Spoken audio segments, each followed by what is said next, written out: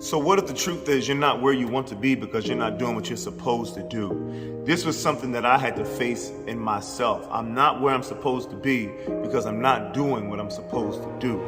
So I remember when I was younger, I played football, and I played football for like 20 years. And when I was playing rec football, I don't even remember what the coach's name was, but in the beginning of our practices, we would run laps around the perimeter of the field. You had to do 2 laps, 3 laps, 4 laps, however many laps the coach decided for that day, that's the amount of laps that you had to do. And so when I was younger, I'm still pretty fast, but I was faster when I was younger.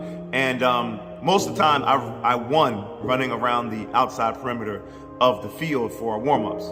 And so anyway, this particular day, this coach was watching me as I ran. And from the center of the field, he yelled to me, "Bernie, stop cutting corners, or else you'll be cutting corners for the rest of your life." It took me like 20 years, 25, 30 years to understand what that coach was saying to me. And now, as a grown man, 38 years old, I now am fighting a habit that I created in my youth. And so I was talking to one of my young boxers today, and he was talking about some of the things that he had going on in school. And I said to him, he was saying, basically I'm good for the rest of the year. Like I'm done. My grade is my grade. And so I don't really need to focus on and finish any of the rest of my work because I'm already good for the year.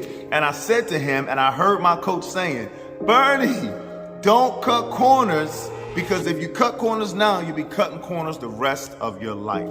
And so I told him, I said, "Look, you got to finish. You got to finish the work that you started. You got to finish the assignment that you committed to. You got to finish the grade. You got to finish the test. You got to finish the project.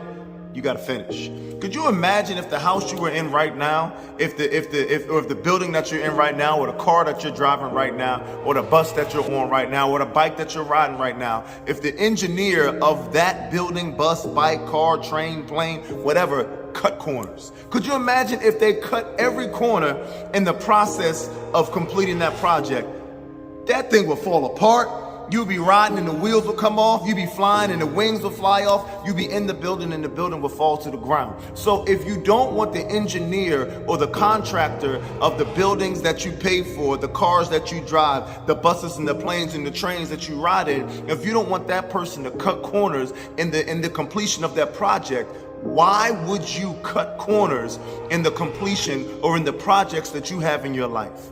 Why would you cut corners when it comes to attaining your goals? Why would you cut corners and sell yourself short? And then we wonder why what we want doesn't come to pass. Are you cutting corners? If so, I challenge you to stop.